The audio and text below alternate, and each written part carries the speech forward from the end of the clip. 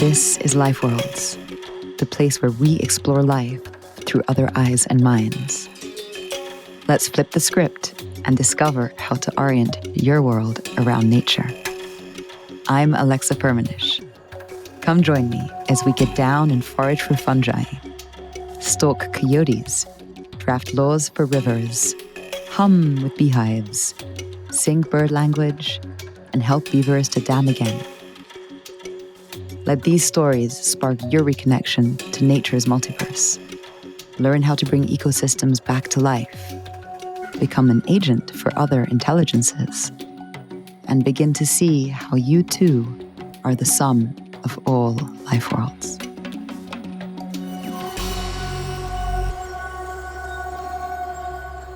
Greetings, my dear Life Worlds friends. I hope this finds you well.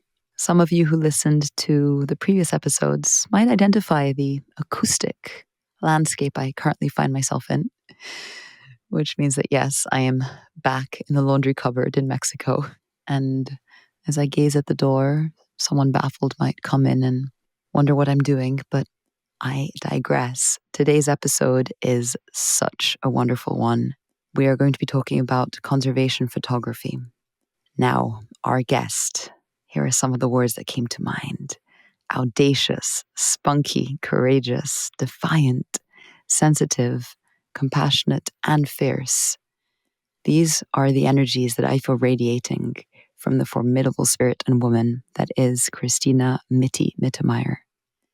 Hailed as one of the most influential conservation photographers of our time, this Mexican national has dedicated her entire life to protecting the world's oceans, and through her work and her art, has inspired millions of people to do the same. Cristina was one of the first pioneers in the concept and field of conservation photography, a kind of career, as you will hear in this episode, that is quite different to other kinds of photography.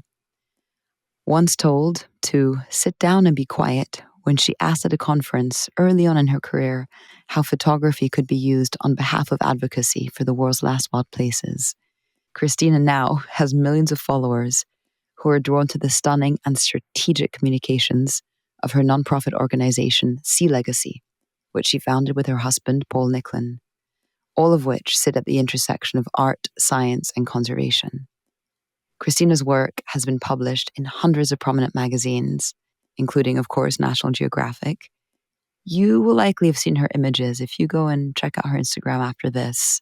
They've been front, cover, and center in many global campaigns and just span such a vast range of human and natural biocultural diversity.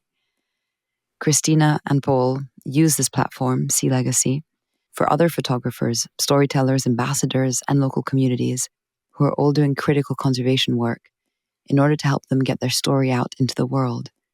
And so in that way, she is also an amplifier of the world's most far-flung voices and the ocean's precious inhabitants. I was very curious to ask Cristina what it is about photography that she claims lowers the barrier of entry for people to engage with tricky conversations around nature and climate. And with that photography, should we be pushing out pictures showing the majesty of nature? Or should conservation photographers also run a whole gamut of realistic but possibly emotionally distressing content? We discuss this today, and it's a fine line and a delicate balance to tread in telling it as it is, whilst infusing hope in others, whilst not wearing oneself down in anger and despair as we do so. We also speak about common myths or misperceptions that exist around the ocean, as well as speculate on the creation of blue economies, what justice can look like for coastal communities, and how the world might be able to understand or comprehend the immense value of these blue ecosystems, blue natural capital ecosystems, if we use that economic language, and how we might even be able to enter them into the profit and loss of a country.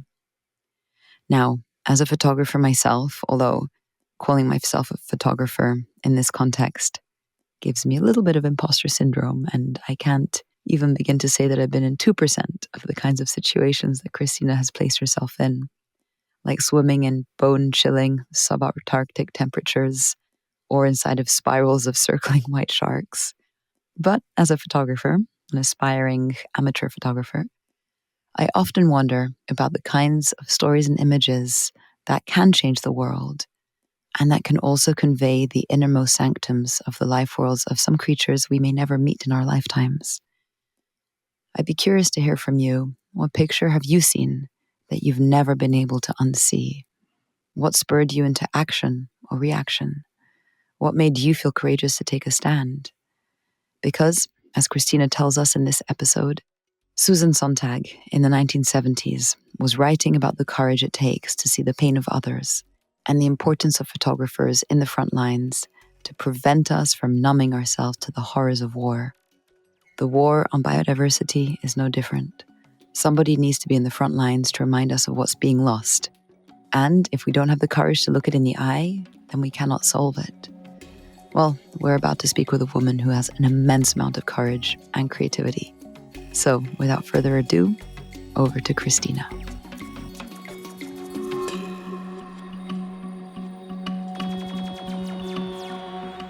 Thank you for being here. And for our listeners, I have to give a little disclaimer that Cristina and I just had a wonderful 1-hour conversation before this episode about her work with Sea Legacy and all that they're doing. So we're both coming warmed up and prepared for this conversation. But actually, Cristina, I don't think I've warmed you up for this first question, which is something I don't ask to everyone on the show, but I do love to ask it when there's artists or creatives. Is there somewhere that you've been traveling to lately for your work or otherwise, somewhere recent that you've been to in the world that's really present in your soul, in your imagination? And would you be able to speak to us from the perspective of that ecosystem? If it could be here with us right now in this room, what would it say? Or in this room, in this virtual space, I guess. What would this place say? Maybe there's somewhere very recent that you would be compelled to speak on behalf of. Well, let me take you on a little journey, Alexa. We had the opportunity recently of spending time underwater with southern right whales in southwestern Australia. So a couple of things to know about this place is that the water is very cold. This has a very big subantarctic influence. And the other part of it is that there's a lot of great white sharks. So getting in the water is, overwhelming just in it on itself. But we were filming these incredible creatures, the southern right whales. And I have spent a lot of time with many whales in many parts of the world, but never with a creature like this. It totally took my breath away because, first of all, they look so strange. They have this massive head with these callosities that are used for ramming each other. And you get a sense when you meet these animals underwater, mostly mothers and calves, that they really are wild whales. They make a migration from Antarctica, crossing the Drake Passage, back to these waters full of sharks in the coast of Australia. And they don't get to see a lot of humans. So they come and meet you with genuine curiosity. I've never had a whale do this where you just have to sit still and it'll come and check you out 2 or 3 times. And then eventually it'll try to touch you with those callosities. And it is terrifying. So I was in the water with this mom and calf, and I literally was running through my head the line of questions. Where have you been? Where did you come from? I mean, what kinds of things have you seen? Because such an amazing animal. If that whale could speak, what do you think it would say? Maybe you can speak from the perspective of I. Well, these whales, first of all, were hunted to near extinction. They're called the right whale because they were the right whale to kill. So we took the population from 100,000 to 300 whales. And they have made a recovery. There's about 3,000 to 4,000 now. And some of them can be as old as 200 years old. These animals are very old. So if this whale could speak to me, hopefully it would say, I remember what was done to my kind and I forgive you. And I hope you will do the right thing by us. It's just so overwhelming to be in the water with an animal that's been around for so long. Wow, literally with the elders of the earth. That's so deeply touching. And Yeah, Christina, I love to ask this question to people like yourself, because the way that you've been able to capture these moments with your lens points to your ability to place yourself in situations with your mind, body, heart, and soul that must be quite unique, and that you must have developed some very unique skills and capacities to be able to do this and to sort of see and sense the world in the way that you do. Something we talk about a lot on this podcast is what it means to see and sense the world with different senses in order to inhabit these life worlds of other beings. And in that, you are doing this through the role of a conservation photographer, which is, if I understand it correctly, a term that you kind of coined or penned back in the day. So can you bring us into, before we get into the how, like how you actually do that? What's behind this term of being a conservation photographer? And what is it to be this version of an artist? It's a great question, Alexa. You ask such good questions. I remember a conversation I had in my early days at National Geographic where an editor confronted me and said, you cannot take sides. You cannot, be biased against the hunters or the whalers. And if you do that, then you're not a journalist because you have to keep unbiased. And I remember thinking that's the silliest thing I've ever heard, because these whales, these animals who are passengers with us on planet Earth, they don't have a PR agency. They don't have a lawyer to speak on their behalf. So if speaking for them and on their behalf makes me a non-journalist, so be it. I will be an activist instead. And if being an activist makes me somebody who's willing to take action, then I'm happy to be that person because I don't want to be inactive. And so that was the day, many years ago, that I chose to wear the invisible suit that superheroes wear. Superheroes every day that one day wake up, just like you did, Alexa, to say, what's in my power to do on behalf of our beautiful planet? And I have just been doing it. And if the price to pay is the name, the recognition, the title, the money, I don't care. I'm wearing my superhero suit. I love that term. So would you say that a conservation photographer is more of an activist and more, not willing to pick a side versus another type of photographer? Yeah, I remember when I was very young and starting to grow my career, and I really honestly didn't know very much about photography. So I thought I wanted to be a nature photographer, wildlife. And so I started going to these conferences that were populated mostly by middle aged white men. And they had big agendas. They were selling cameras and filters and trips to remote places. And every time I raised my hand, they literally, I wanted to know, Alexa, can we use our photographs to shine a light and protect the places where we work? And I was in no uncertain terms told to shut up and sit down. This is not what we do here, little lady. So I remember Wow. thinking, there's some photographers out there for whom, Paul, sorry, let me repeat that. He's just closing the door. There are some photographers out there that focus exclusively on telling nature stories. There's a lady down the street and she uses her camera to photograph the hummingbirds in her feeder. She's called a nature photographer. But then there's photographers, somebody like Nick Nichols. He traveled 2,000 miles by foot from the highlands of Cameroon to the coast of Gabon, following the trails of forest elephants into places that no human had ever gone before. And he used his images to lobby the government of President Bongo for 13 new national parks. And he too is called a nature photographer. And I thought, well, there's a massive difference here. Somebody who does this for the sake of taking pictures and somebody for whom the work begins the moment after he pushed the shutter. And then he has to put those images to work. And that's the real work. And that person is a conservation photographer. That's very interesting. Yeah, you've written this in interviews or spoken this in interviews and briefly touched on it in our previous call before this. And you've said, science can be confrontational whereas photography doesn't place blame or guilt. The, there's a really interesting tension in this. So, from what I understood, you actually started off as a scientist and you were writing papers on, marine hotspots and biodiversity points that should be protected. And you realized that the science, and I understand this because I work in a science lab, like it can be quite dry and difficult for normal people to connect with. So, what do you mean when you say that the science by itself can be confrontational? Um, and then you've gone on to say that the photography doesn't create that same confrontation.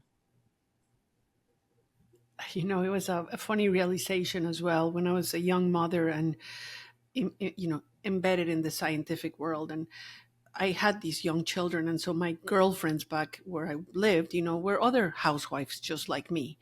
And when I tried to talk to them about the work that I was doing, I could literally see the moment when their eyes glazed over and they just, they didn't want me to talk about this. They didn't have a background to understand what I was saying. So therefore, I was making them feel stupid and, you know, unintelligent.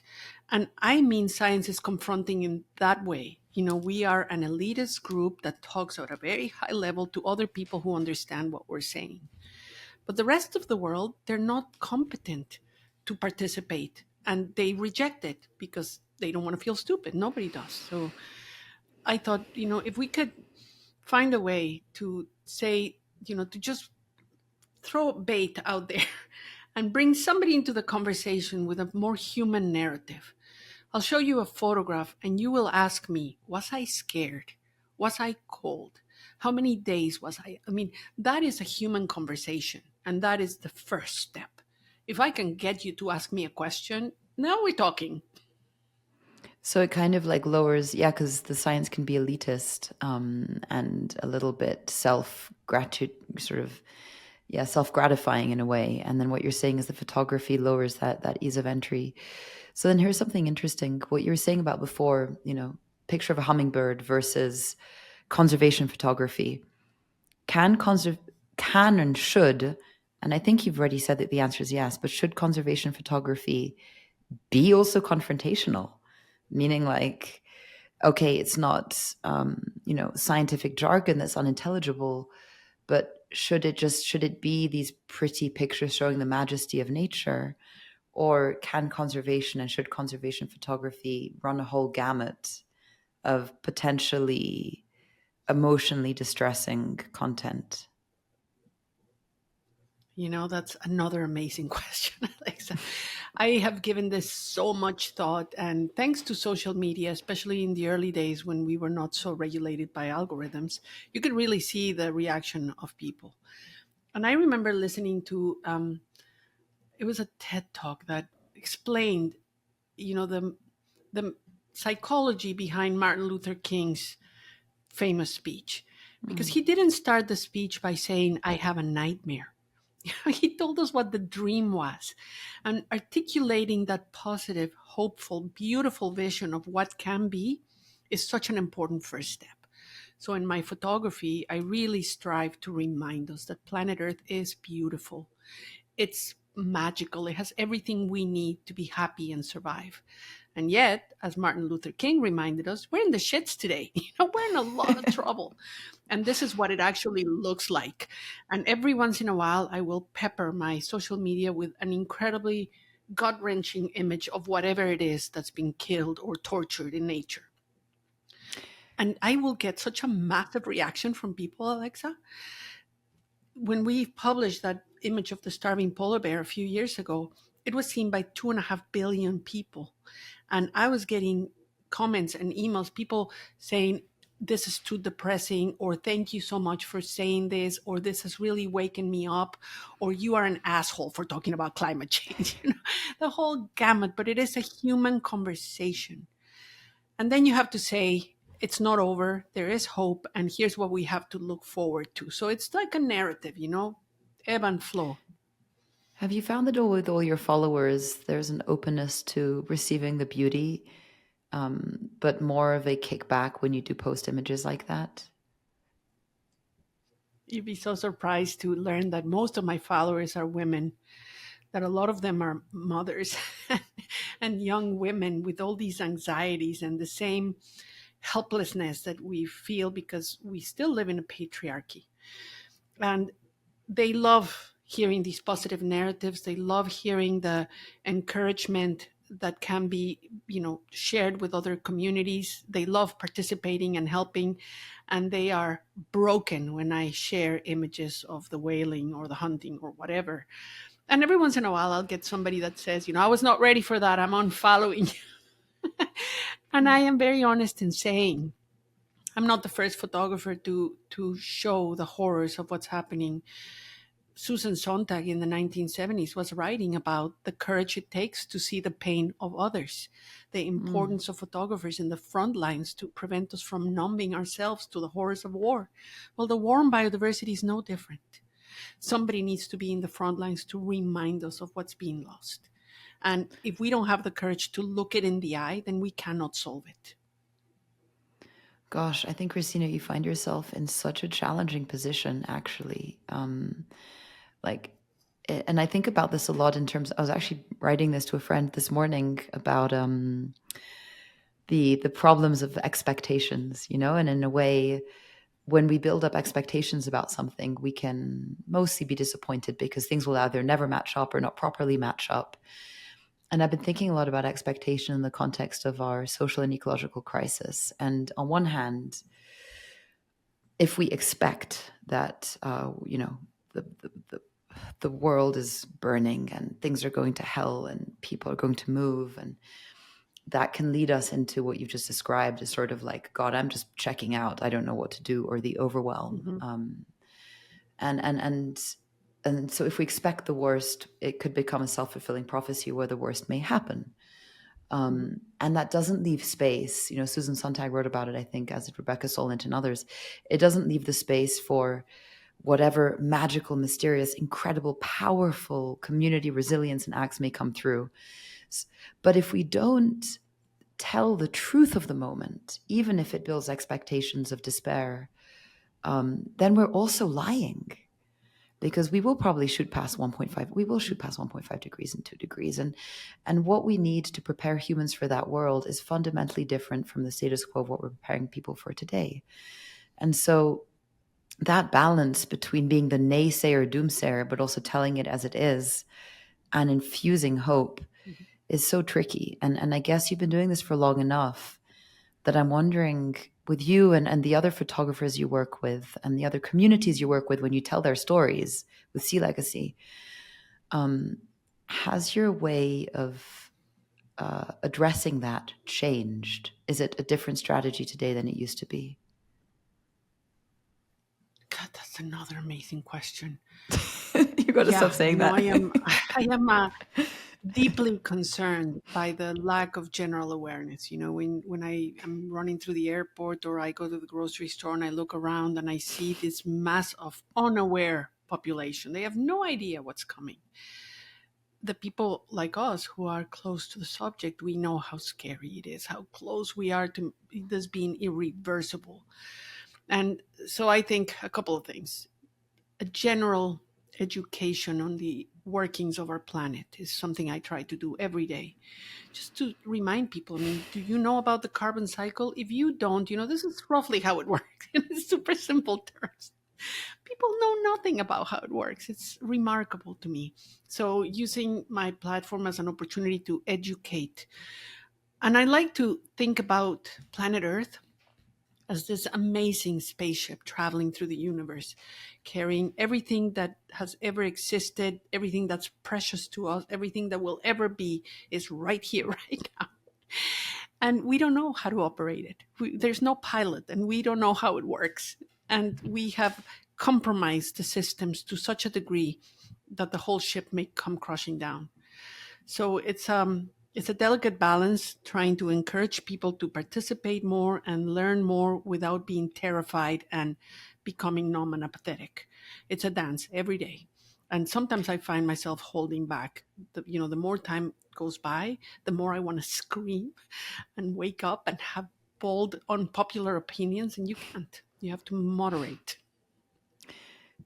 Do you? Maybe you. Maybe that's your role. I'm a big advocate I'm a big advocate that political systems shift when they really, really see that there's resistance. And a few episodes ago, 2 episodes ago, we had Britt Ray come on and we were talking about climate grief and anxiety. And Mhm. something that we're seeing and that I would love to see more of are these sort of public displays of grief for the species that we're losing. And it was like, we had the AIDS epidemic. She writes in her book, we didn't just like let it happen and just like silent deaths. There were like, like people in the street and public mourning and these sorts of public grieving rituals, which become an act of activism. And I actually Mhm. believe that the only loving and respectful thing to do for the death of all of these species and other forms of life is potentially, as Cristina Figueres says, optimism and outrage, but also the outrage. And I Mhm. don't think that has to Mhm. take away from the beauty of what's currently here. But I think if we don't pass through that outrage and encourage people to know what's happening, it is a form of deceit. So, and I love this quote that you said in one of the articles I was reading about you when you said, I've had many challenges from being a woman. You just spoke to that, right, in this conference, from being a Mexican. But the biggest challenge that you face in your career is the resistance of the media and the public to actually talk about the issues relating to the health of our planet. And you said, it's just like everyone wants to talk about pretty pictures whilst our planet is dying. And so, yeah, I love that quote because you're rolling your eyes because it's like, yeah, that's also so true. So here's another It's my, difficult. it's my See, go favorite ahead. question by any interviewer, Alexa. When somebody says to me, the interviewer says to me, "So, Christina, why do you care so much about nature?" Are you joking? Anyway, your question. Sorry. Yeah, but actually, that's really sad if someone has to ask you that question. But also, they're asking you to help them understand why they should care because maybe they haven't had their own onboarding experience. And so, back to theory of Hmm. change, I'll ask my other question after this took me in a different direction. In your theory of change, is there an important piece of giving people direct experiences so that they don't have to ask that question because it's already inside of them?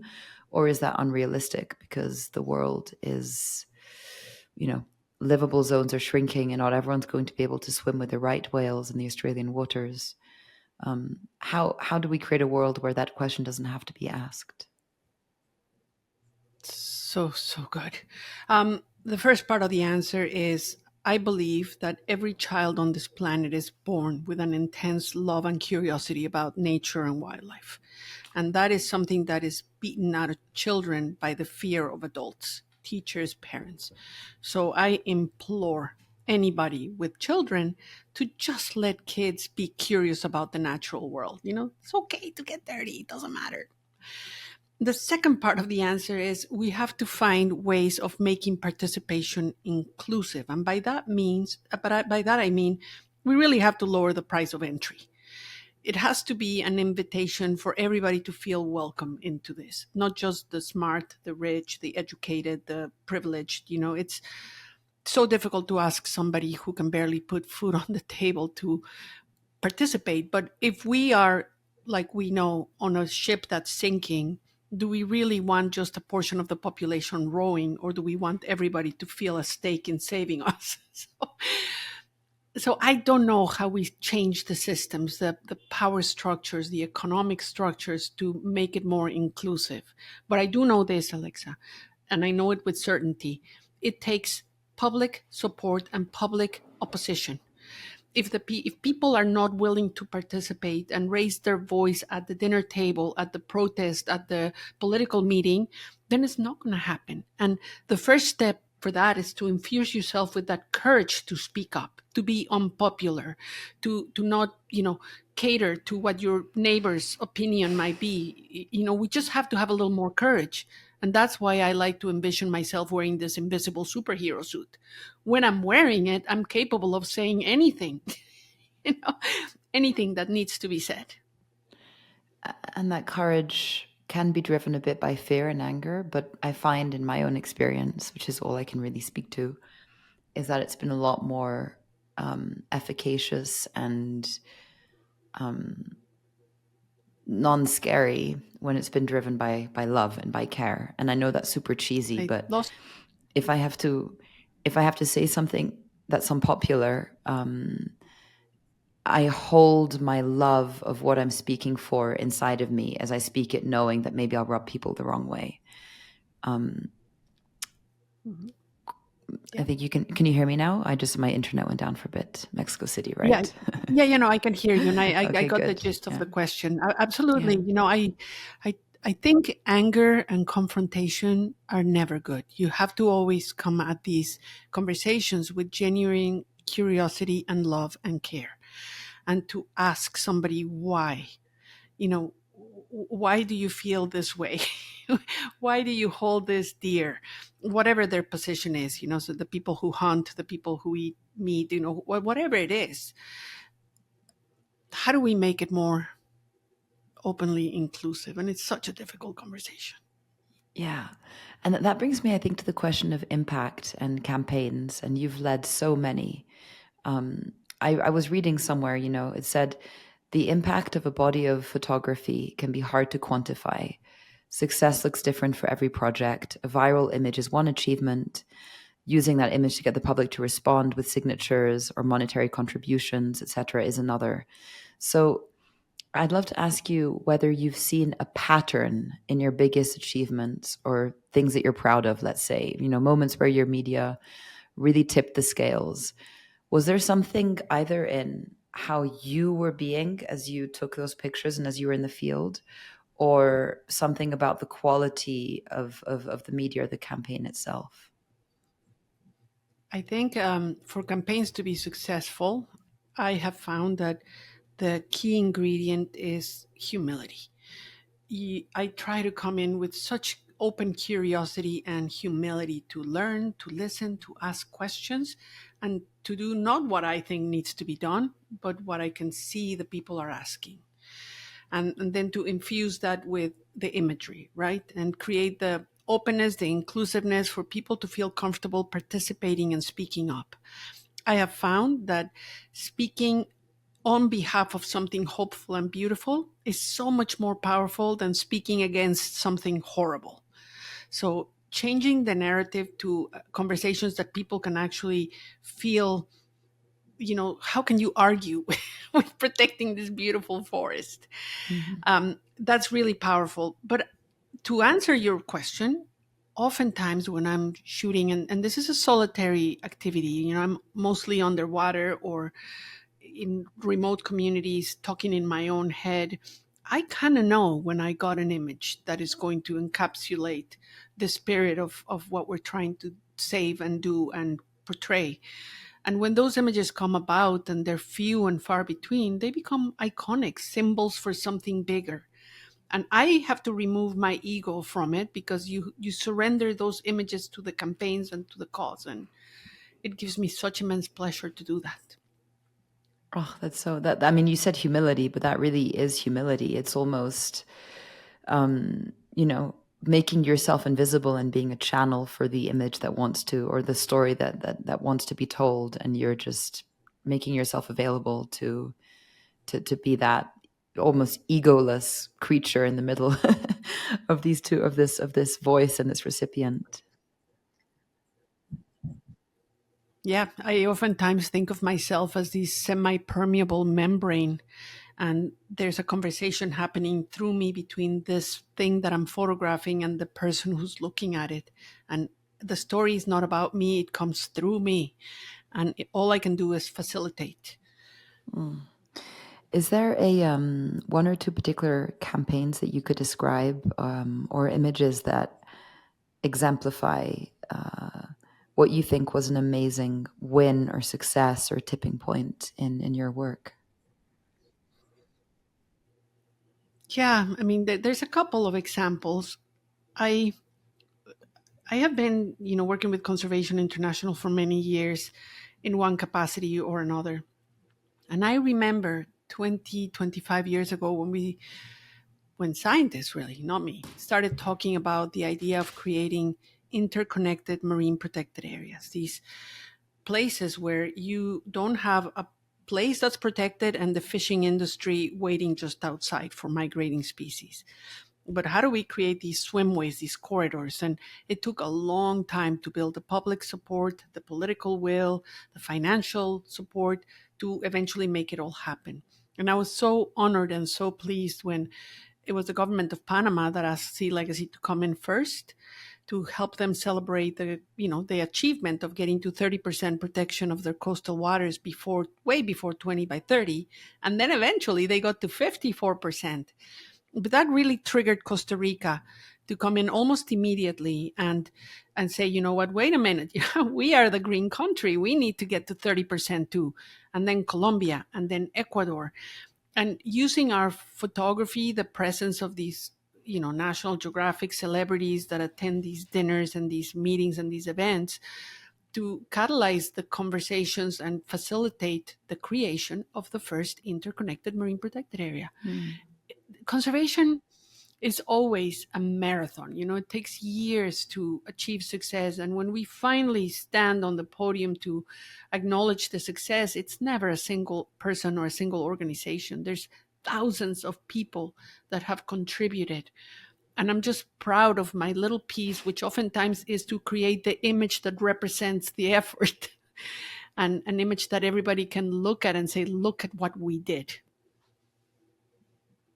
That's really beautiful, Cristina. You're making me think of this term that you used earlier in our previous conversation on ocean diplomacy. And when we were speaking before, I noted down a question, which was, you mentioned narratives, right? And diplomacy, in a way, it's just a big narrative. Where have you found narratives, either ones you've worked on or your peers or your colleagues? Where do you find that maybe narratives might contradict or be counterproductive to each other? I've witnessed this a bit in the climate biodiversity space, where we seem to think that they're two different things. But when it comes to the oceans or the marine protected areas, where have you found that the diplomacy is failing because the narratives are not aligned or counterproductive, even if maybe we're actually working towards a similar goal here? That's a great, interesting question. The reason I chose to focus on ocean is because I could see that, and I have been just like you, for many, many years in the biodiversity climate space, ocean was being ignored. You read, the IPCC report and it's barely mentioned. It's like a little side note. And yet it's the largest and the most important ecosystem on planet Earth. If we are indeed a spaceship and you open the hood, ocean is the engine that drives life on this planet. And we know nothing about it. We know so little. It's been ignored and neglected. We've used it as a dumpster and we've extracted industrially to the point of collapse. And so the diplomacy is many, many fold, but first and foremost is to keep ocean front and center. Keep reminding politicians, policymakers, conservation groups, indigenous groups, everybody, that we cannot leave the ocean as an afterthought. So I do that. Sea Legacy does that just, by brute force of repetition. Just keep bringing the ocean and the message. And then the second part of the ocean diplomacy is the opportunity, especially for myself. The National Geographic title really infuses you with a quasi-celebrity status, and I get invited to be the keynote speaker. People want to hear what it's like to swim with a right whale. But what I really do when I grab that microphone is I align the narrative. Oftentimes, when I go to these conferences, I like speaking at the beginning, where I can clearly articulate and summarize what the outcome should be, so that we can all go into these Congress and conference with a common vision of what is it that we're trying to achieve. Because otherwise we're humans, and everybody has their own personal agenda, their petty, desires. It's easy to lose track. I was thinking about this yesterday, and the best photographers are not the ones that have the best camera or the biggest skills. The best photographers are the ones that are willing to conquer boredom, discomfort, and fatigue. You have to be the first one up and the last one to leave at night. And negotiations around biodiversity and climate are no different. He who stays at the end gets the final word on that document. And so we need to infuse ourselves with that determination to be there till the end. Yeah, I agree. And also, I mean, a bit cynically, the forces, the entropic forces, let's just call them that, the extractive forces will be there at the end, maybe when everyone else has gone home. And so I think we also need to remain vigilant, because, yeah, these I don't want to call it a battle because I don't want to use warlike language, but these are ongoing challenges that involve very, very profound mindset shifts.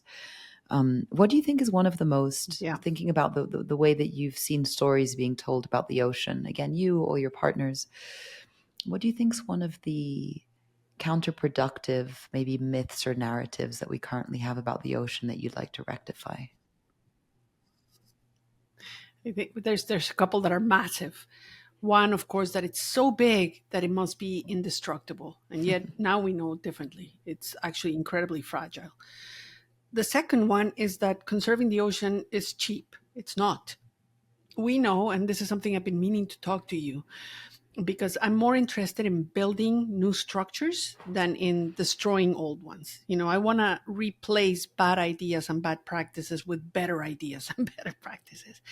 I'm building the toolkit that's necessary to build blue economies that replace industrial exploitation with actually thoughtful and careful growth. This is a place where we can actually invite investors to help us grow the types of economies that we want to see.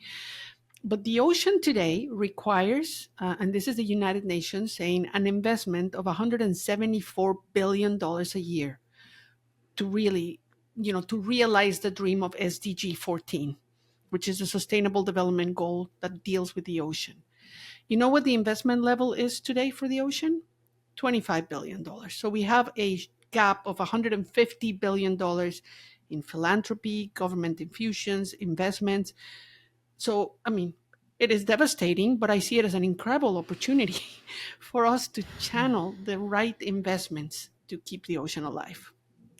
Yeah, and the idea that nature can't be healthy nature, I'm actually going to contradict myself, can't be profitable. I think it can be profitable in a different way than how we've understood profit in the past, though. I'm going to pull up something you had on the Sea Legacy website, I believe it was, of your nonprofit organization. This sort of 7-part way to the 7-part framework of what people can do on behalf of the oceans. I'm going to read it and then I'm going to ask a question. So you say, 1, protect more, right? These are, and for listeners, I'm going to put this in the show notes, a link to this framework. For one of them, it's just protect more of the ocean, make more marine protected areas, etc. 2, protect more species, similar but slightly different. 3, restore the degraded habitats. 4, reduce the pollution. I'm thinking obviously chemical runoffs, things from car tires, plastics, etc. Another one is source food wisely. So actually let's pay attention to where our food comes from the ocean. And the last one, which is the one that we've just been talking, the recast the sea as a natural solution to climate change. Obviously the sea is the beating heart and pump of the entire earth body. And then you have a unique 7th one, which is achieving ocean equity and justice for local communities. Each of these we could spend a whole podcast episode talking about. So I might encourage you to send over some links after, then I can have people look into how they can get involved. But on the 7th one, which was, you're calling it Sea Legacy's unique wedge, achieve justice for coastal communities. I think this is where you're speaking about the economic imperatives that people live under and the kind of blue economy. And in my experience, a big issue with putting in a marine protected area or protecting species is the local livelihoods that say, well, if we can't, the marine protected area will cut off our source of livelihoods. And so when you look at ocean economies and these new mechanisms, as you say, are there any examples you'd point to from your partners around the world or places where they're starting to really get it right? This is another amazing question. Yeah, there's a narrative that's often perpetuated by industry that says that if you protect it, you're somehow excluding people from fulfilling their livelihoods. Think about this for a second. I think there's a misconception when we talk about fishermen, right? We all imagine the noble guy on his boat going out at sunset. There's there's a big difference between an industrial fishing boat that can stay at sea for months, with refrigeration and factory abilities to can. I mean, they're just like these massive cities at sea, extracting and exploiting at an industrial scale, and the small scale fisherman, coming out in his little panga out of Baja. Massive difference. A single industrial fishing boat can extract in a single night what the entire artisanal fishing body of the entire Baja California Sur can extract in a year. Wow. These massive ships are an incredible threat to humanity. And yet, they're conflated with the artisanal fishing. So, to give you an example that hopefully answer your question, a few years ago, Tommy Remegensau, who was the president of Palau, courageously declared 80% of his exclusive economic zone as a marine sanctuary. And he gave the right to utilize that sanctuary only to the artisanal fishermen of his country, while at the same time keeping the Chinese, the Japanese, the Taiwanese fishing fleet out. And it has been successful, except that the pressure they're getting to reopen this amazing sanctuary, because it's full of tuna, to these fishing industrial superpowers, is massive.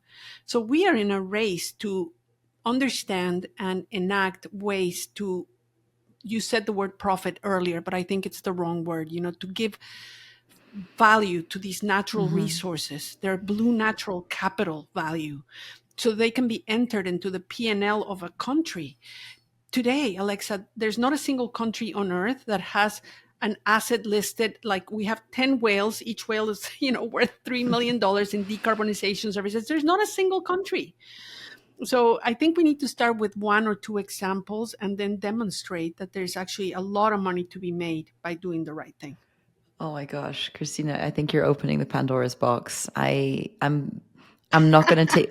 I knew I was going to find Oh my gosh, a mirror mind. considering we have 10 minutes left, I wanted to talk about only one and see legacy or two organizations, but suffice to say that you and I had a brief LinkedIn exchange some months ago, right, about the monetization of nature. And both the necessity of including these values into our global macroeconomics, and in my case, this article I wrote, "Selling Nature in Order to Save It," my almost just physical rechazo, like my physical distaste and pushback at putting a figure on these, just family and these beings that are our family and our kin. And I'm with you. I think that we have to do it, and we need to be realistic and get nature on the balance sheet. But if we don't combine that with the wonder and the mystery and the awe that you convey with your imagery and with real embodied and caring experiences, I am a little bit concerned about psychologically what that will do to us as a human species. Alex, I read your article, and it really touched me at such a deep level that I've been actually quoting it, because it really it greatly clarified for me this moral dilemma. In an ideal world, we would never have to put a monetary value on things, but we know that things that have no value cannot be insured. They are easy to dispose of, because who cares if you kill a whale? It has no impact on anybody. You cannot find the person who damaged it. You cannot insure it. You cannot.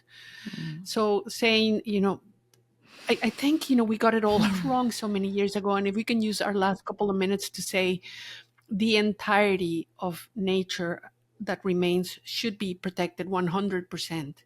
And those who wish to exploit it, they are the ones that need to have a conference, and they need to travel to the end of the world to make the case for why they need to go and exploit it. and the rest of us, we will judge and we will make them do environmental essays. We have it completely backwards, and this is part of our patriarchal heritage. you know Yeah. Yep. the handful that have made a living by destroying and wholesale. I know you know what I'm saying. It I needs to do. change.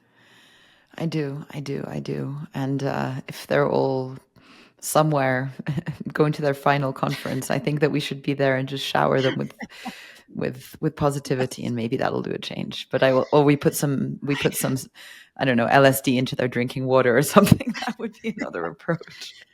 Yeah, I'll tell you what, Alexa. I Yeah. don't. I don't want to be angry doing this work. I don't want Hmm. to be hurt doing this work. I want to be Hmm. empowered and joyful and infused with positivity and hope. And I want to fill my spirit with good work. Yeah. So I don't want to be angry at these people, and we need to find a different way. I'm absolutely with you, and I think that we can't see individuals. Everyone is a reflection of a system. Even some of the craziest, worst politicians at the helm of our nations today, they exemplify a deep unease that lies inside of all of us, a potential that lies inside of all of us that we just watered and nurtured differently. This brings me to some of the last parts of our conversation. What allows me to show up fully and with joy and with an open heart is the people I get to speak to every day that are doing incredible things. Like, there are so many. And in the last minutes, you started obviously Sea Legacy with your partner Paul, and were also involved in an organization called the Only One Collective. Both of them, I think, are trying to harness storytelling and narrative and all of that creative talent that's out there to build a case and to move, hearts and souls globally. Maybe you could speak a little bit about the ways that people listening to this podcast and or how anyone can interface with these organizations and be involved and infuse themselves with, I think, the same hope and community that drives us. Because without that, we'll go into that, checking out that we described earlier in the call. Yeah, I have endeavored my entire life and my entire career to build communities around common vision, and finding that tribe of people that can travel with you through the journey of infusing others, because that's all it is, inviting more and more and more different communities to the conversation. That has been the mission of my life. And so I've done that with photographers, I've done that with surfers, with sailors, with musicians lately, just like making it possible for people to be part of the joy that it is to save the ocean. So in addition to Sea Legacy and the International League of Conservation Photographers, I also created Only One, but I also created something amazing recently called 100 for the Ocean. Mm. It's just a plea of photographers asking me, they want to help, and people don't know how to interject. So we created a print sale, and these photographers donated each two prints. We sold them online. We raised over $500,000, and we have used that money to empower other organizations, the smaller ones, the ones that are invisible, with communication assets, with amplification, with media exposure. And these things give me so much joy, to be able to have a global conversation with thousands, millions of people, and invite them all to be part of a different future. Something I'm just thinking, Christina. When you were describing Sea Legacy earlier, you were in the call we had before this. You were talking about, you and your colleague Jack actually were talking about that part of your strategy is working with all of these partners on the ground. So lots of small organizations that are doing incredible work, that just don't have the time or the training to do the sort of snazzy, media strategy that we tend to see out there. And so part of what you do with Sea Legacy is you come in and you give them the toolkits and you help, you give them a platform to tell their stories. I wonder if, there are so many people out there now who are waking up to the predicament that we're in, and they're wanting to change careers or they want to contribute some of their time pro bono. And they could be, strategy consultants or chefs or designers. Is there a way Mm-hmm. for sort of like asks and requests, an offers platform where people who have skills to give to the ecological climate or ocean movement could sort of say like, hey, I'm a designer and I'm willing to give 3 hours a week pro bono to help this NGO design their logo or whatever it may be. Is there anything like that where people can offer their skills and their time beyond the photographers, which you've already spoken about? Yes, the answer is yes. There's an organization called Key Conservation, and this is exactly what they do. They take people who are willing to volunteer whatever skill set and time they have to the many thousands of organizations out there in the front lines trying to make a difference. It's not just ocean, it's Africa, it's elephants, it's everything. So Key Conservation, the last time I looked, they're growing and they're doing an amazing job. Lawyers, nurses, designers, everybody has something to contribute. Amazing, amazing. Okay, I'm absolutely going to link that in the show notes along with your other organizations. Cristina, one last question before we log off, and I don't think I've asked this to other guests, but when I was reading some of your interviews, I felt like I wanted to ask it. If there was some kind of understanding, psychological, spiritual, whatever it may be, but less intellectual, I think more of the heart, that you'd love all humans instantly to know or feel, what would it be? I really love this vision of us traveling on planet Earth along with all our fellow passengers, the incredible creatures that make life possible on this planet. My wish would be, if I had a magic wand, for all of us to get reconnected with that amazing network of fellow passengers on planet Earth. Yes, yes, as the part we're just a small part of all of these other beings. And of course, the indigenous knowledge. I have had the privilege of spending so much time with remote and indigenous communities, and they are the last people who are still connected to the operating system on planet Earth. They know how to thread on planet Earth with a lighter footprint. And we need to stop being arrogant and dismissing them because they're primitive. We need to lean on their knowledge and their spirituality to help heal the planet. 100%. And I must say that actually I really see that changing, like in a very positive sense. This is probably over the last years that it hasn't just become, perfunctionary or, it's not just a show. I think that we are acknowledging that in a lot of the global gatherings and the conferences and the work that I've been involved in. So absolutely. Cristina, thank you so much for your time. I want to dive with you, not die with you, Jesus. I want to dive with you Oh, somewhere with the whales, and come on one of your incredible expeditions that I know that you guys run. So it's been such a pleasure. Thank you so much.